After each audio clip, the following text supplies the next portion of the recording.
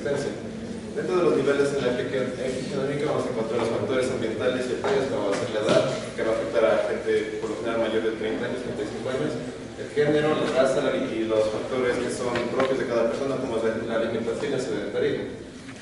Adicional a esto vamos a agregar las comorbilidades que van a influir en que aparezca la diabetes tipo 2, como va a ser la hiperlipidemia, la hipercolesterolemia y últimamente se ha asociado también mucho la obesidad. Adicionalmente vamos a tener lo que son los microRNA interferentes. Dentro de esto vamos a tener el MIR9, que va a actuar en la inhibición de la secreción de la insulina, el 29A, 32 y el 22, que va a actuar en la expresión de la diabetes mellitus gestacional, la 145, que asocia a una disfunción de las células beta del páncreas, la 222, que va a estar asociada a una expresión de la difucina, la 37S, que va a estar asociada a una expresión de la insulina, una mala expresión de la insulina, la 7, que va a producir un incremento de la producción de la insulina, la 143, que actúa en la diferenciación de los adipocitos. Y se ha encontrado que dentro del ARN largo no codificante se dice que en las células se producen aproximadamente 1228 genes que codifican este tipo, y que las células beta del páncreas van a tener la mitad de estos, pero que únicamente una o dos de estos máximo van a regular la expresión del DILIS3, que va a ser un gen muy importante en la aparición de la diabetes. Y a nivel genómico vamos a tener el nuclear, que vamos a encontrar poligénico, donde se van a afectar los genes HNF4-alfa y el 1-alfa. Estos van a estar asociados a una afectación de la síntesis de triglicéridos y a poliproteínas. En cambio el otro va a ser asociado a la disminución de la absorción de la glucosa. En cambio el HNF1-beta va a estar asociado a la secreción de la insulina.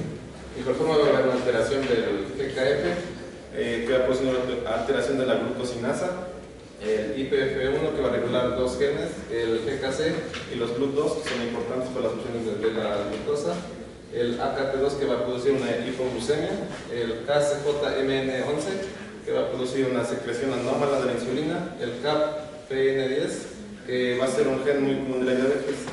En cambio, de origen monogénico, vamos a tener lo que nos explicó, que son los genes de diabetes tipo MODY, que se va a hacer de 7 tipos, pero los principales van a ser el café del MODY 2 y el MODY 3. Vamos a encontrar polimorfismos en 4 genes principalmente, que va a ser el GLI932, que su afectación va a producir aumenta el riesgo de desarrollar diabetes tipo 2, el TRP64-ARG, que va a estar relacionado con la obesidad, el GLN27-GLU, que va a estar relacionado con la obesidad y también con la diabetes mellitus tipo 2, y se ha descubierto el TCF7L2, que va a codificar proteínas relacionadas a la secreción de insulina.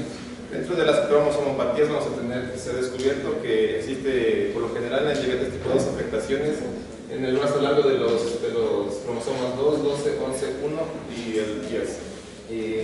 A nivel mitocondrial se dice que existe una mutación de la ADN mitocondrial en el gen A3243G, que va a impedir la entrada de la leucina a la mitocondria, evitando el ciclo respiratorio, el ciclo oxidativo.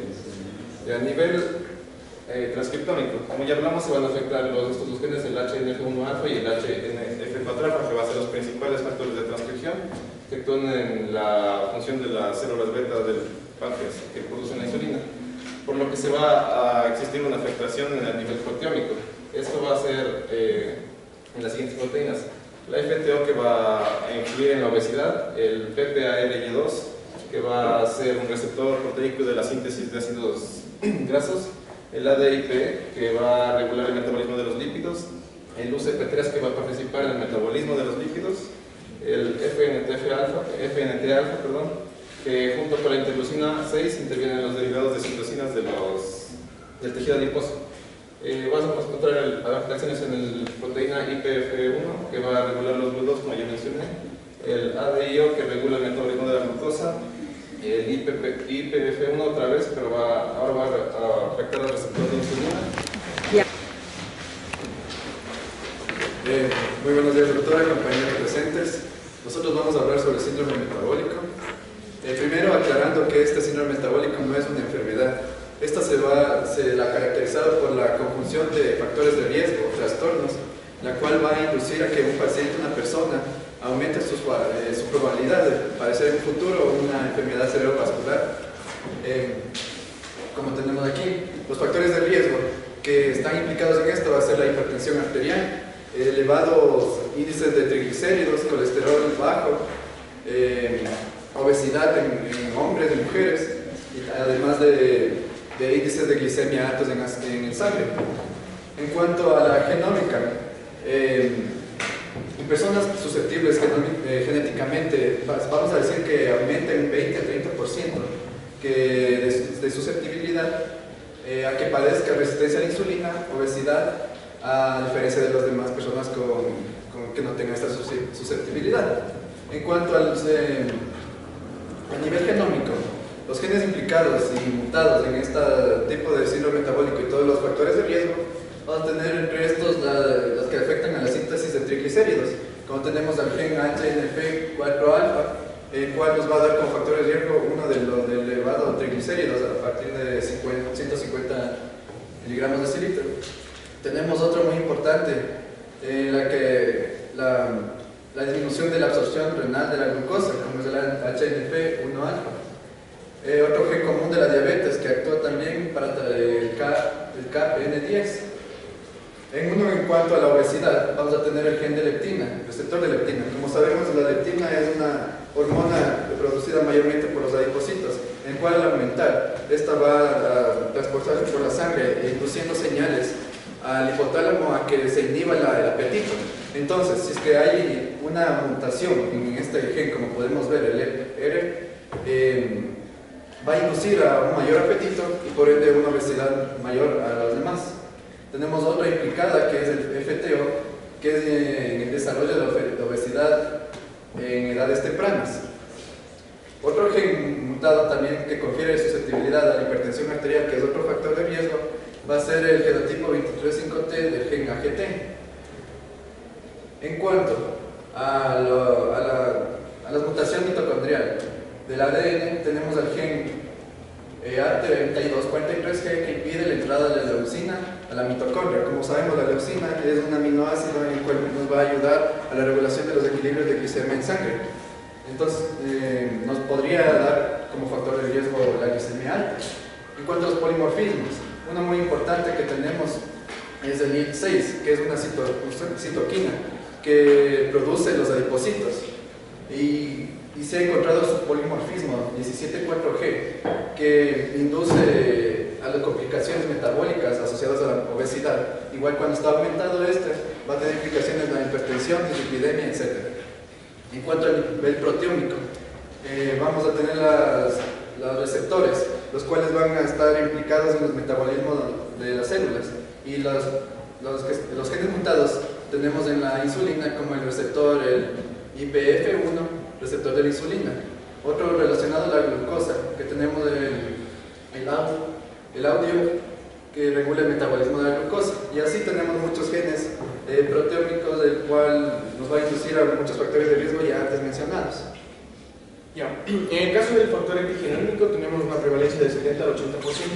Tenemos que en los factores no modificables tenemos la edad, que la prevalencia es de mayor a 50 años, pero actualmente se da una incidencia por la obesidad infantil y se está dando en jóvenes a partir de los 15 a 35 años. Tenemos que el sexo, en el caso de las mujeres, tenemos una mayor prevalencia con un 25.3%, a diferencia de los hombres con un 23.3%. En el caso de los tóxicos, encontré que es el consumo de alimentos altos en grasas saturadas y la dieta heterogénica. Tenemos la comorbilidad, se relaciona con las enfermedades que es el sobrepeso, la hipertensión, en el caso de la diabetes mellitus 2 y puede llevar todo esto a una aterosclerosis. La infección no existe correlación con alguna infección virus, bacteriana, viral o parasitaria. Tenemos la metilación del ADN. En el caso de la metilación del ADN, como ya habló mi compañero, tenemos que va a haber un cambio de metilación en diferenciación celular, como es la desmetilación del promotor leptina. Este promotor leptina que va a estar en etapas natales y postnatales va a permitir la diferenciación celular del preadipocito y el adipocito. En el caso de los microARNs, tenemos el microARN 12.4A36 y el microARN 37.53.7, que va a permitir lo que es la diferenciación para las células beta, que conoceremos que es las productoras de la insulina en el páncreas. En el caso de los microARN, 27 y el microRNA 519 permite la diferenciación en este caso de los adipocitos, pero la más importante aquí es el microRNA 483 3P, porque esta va a permitir la diferenciación en sí de los adipocitos y les va a dar su capacidad para poder almacenar la capacidad para poder almacenar los lípidos. En el caso de los largos no codificantes, lo que encontré fue que son moléculas de RNA que no van a codificar proteínas. Encontré lo que es los RNA largos que están transcritos por la RNA polimerasa 2 y 3 y van a tener un tamaño de 20 a 23. Para entender un poco las enfermedades cerebrovasculares, tenemos que saber que son afecciones al sistema vascular del cerebro.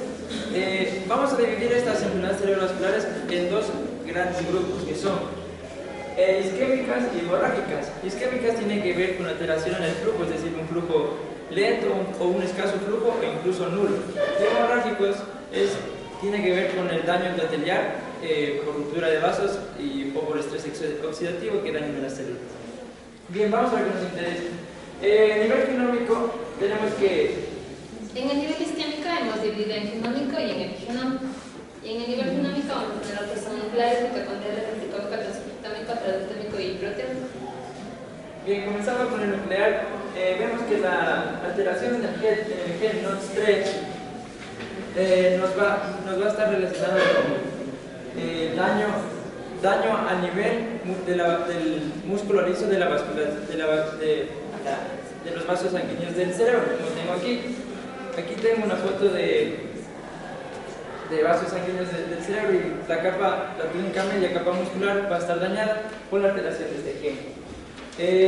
La alteración en el cromosoma 9p21 va a estar relacionada con inflamaciones, por ende va a disminuir el flujo sanguíneo.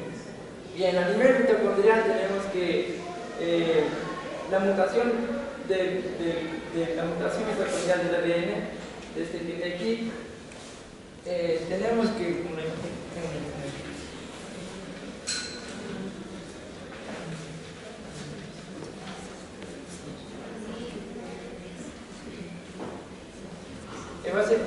eso va a provocar también disminución del flujo sanguíneo. A nivel replicómico tenemos que la hiperhomocisteína, que es un aminoácido que transfiere grupos metilo en el metabolismo de las células.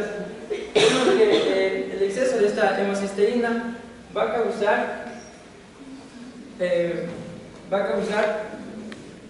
estar relacionado con la arteriosclerosis, es decir, formar trombos en los vasos sanguíneos del cerebro. A nivel transcriptómico vamos a tener lo que son los dominios de acridina, que va a también ser el RPB, JK y los coactivadores de adición o pérdida de cisteína que van a intervenir en alteraciones en la transcripción. También vamos a tener lo que es el NFAT, vamos a tener el kappa beta FKB, vamos a tener lo que es la ATF3, la FR3, la CFPO, vamos a tener también lo que es la NR4A3, que van a intervenir en lo que es la transcripción y alteraciones de estas van a ser precursoras de un ictus cerebral. En el nivel transcriptómico vamos a tener genes como van a ser la ApoE, la ACE, factor 13 y factor 12. Estos genes van a intervenir en lo que son la traducción de lo que son los alelos de 6 fenotipos. En el caso de la APO, de la ACE van a ser la convertidora de angiotensina, y en caso de polimorfos que van a causar trombosis venosa y van a estar en terapias trombolíticas. En el proteómico vamos a tener lo que son alteraciones en la proteína C reactiva, o proteína C activa. También vamos a tener alteraciones en la proteína S y en la antitrombina 3 y en la fibrina. Incluso la proteína C puede servirnos como caso de diagnóstico o darnos cuenta de una persona que ya ha sufrido ictus cerebral, porque va a ser un medio de reconocimiento. En la epigenómica, la alteración de la metilación del ADN en los genes específicos como MTHFR, KCC1, THBS1 y ER van a influenciar en la vulnerabilidad del cerebro a las lesiones isquémicas. Las enfermedades de Fabry, síndrome de Prader-Willi e infección del hongo genómico GLSA son causas hereditarias que van a causar el ictus isquémico. Ya, el microRNAe se expresa en miRNA, cRNA. El INCA-RNA va a estar asociado fisiopatológicamente a locus isquémicos de GOMAPO y ANRIL. Vamos a encontrar factores modificables y no modificables. ¿Qué van a ser los modificables? Que van a ser la dieta, hipertensión arterial, tabaquismo, dislipidemias, y los factores no modificables vamos a tener el sexo, la edad y los antecedentes familiares.